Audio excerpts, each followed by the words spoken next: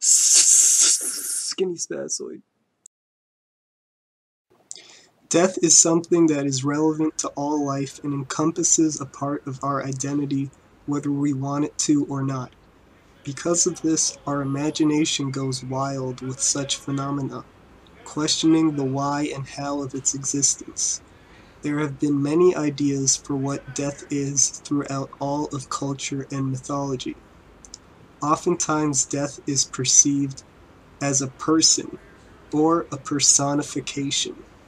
This brings up a lot of questions like, what kind of a person is death? Is death like a criminal mastermind with an agenda against our interest? Or perhaps death is nothing but a humble servant who simply tries to do a job for a higher power?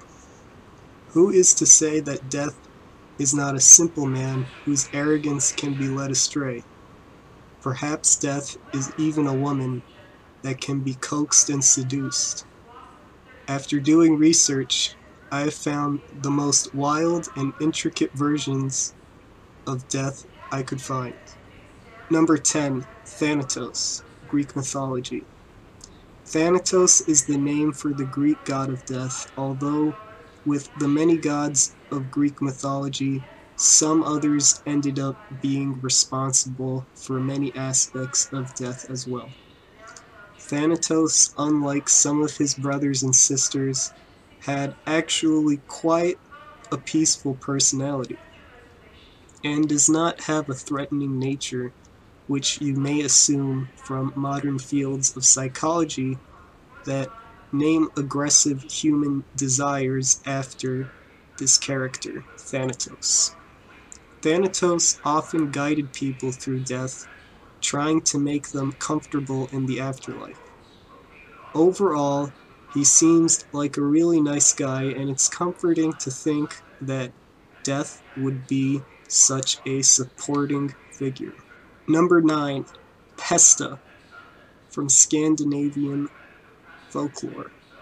Scandinavians believed in Norse mythology, in which the personification of death was actually a ruler of the afterlife, Hel, similar to Hades from Greek mythology. During the Black Plague, however, Scandinavians believed in a totally different ideal of Hel, Pesta.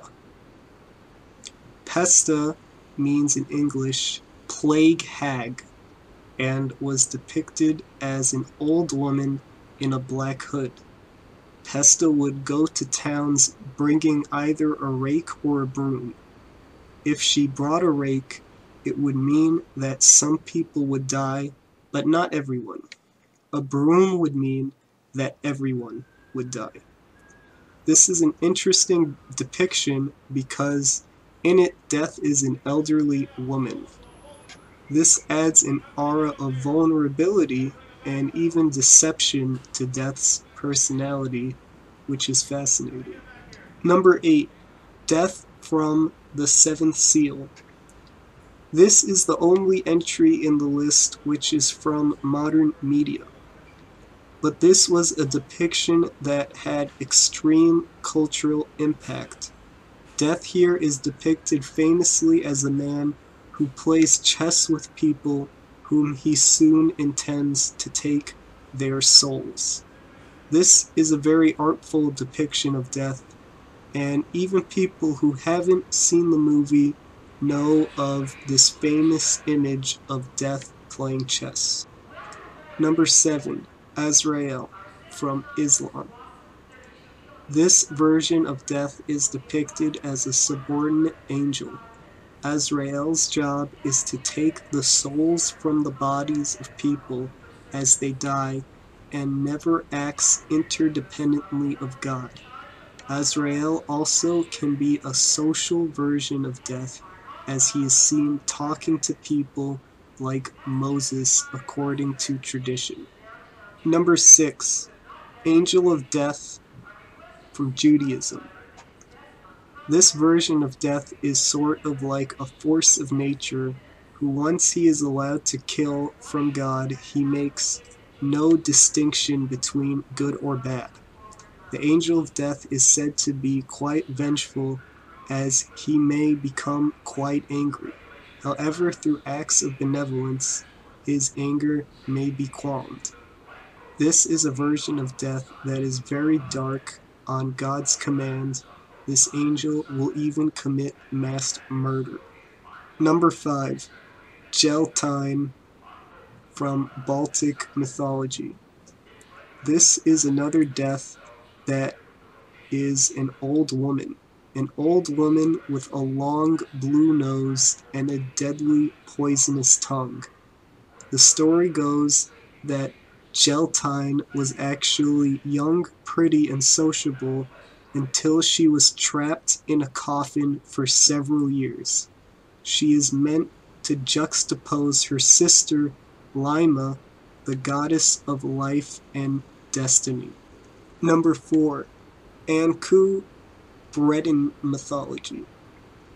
This version of death is seen whenever a member of a community dies and has a relationship with said person's spirit. Anku is a tall, haggard figure with a white hat and long white hair, or a skeleton with a revolving head, who sees everyone everywhere. Anku carries a wagon of death, which makes creaking noises.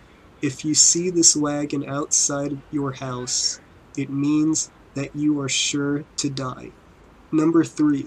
King Yama, India. King Yama is considered the Lord of Death. He's also a king of karmic justice.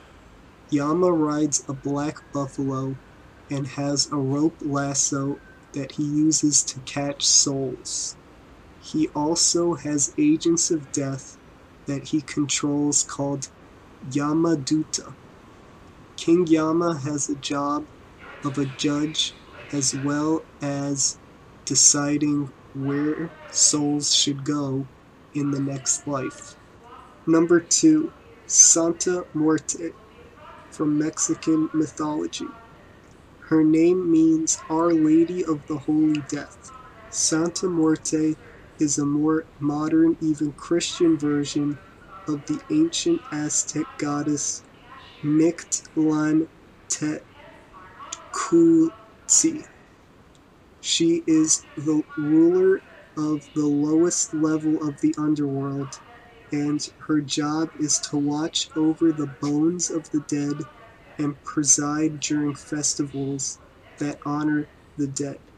She is known also as the Lady of Death. Number 1. The classical Grim Reaper from Christianity. Death in Christianity is a complicated figure, as more than one angel has the responsibility of death.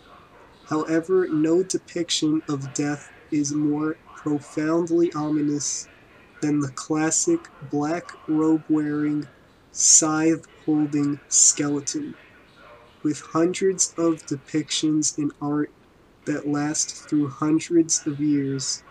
This is easily the most developed concept of death in culture.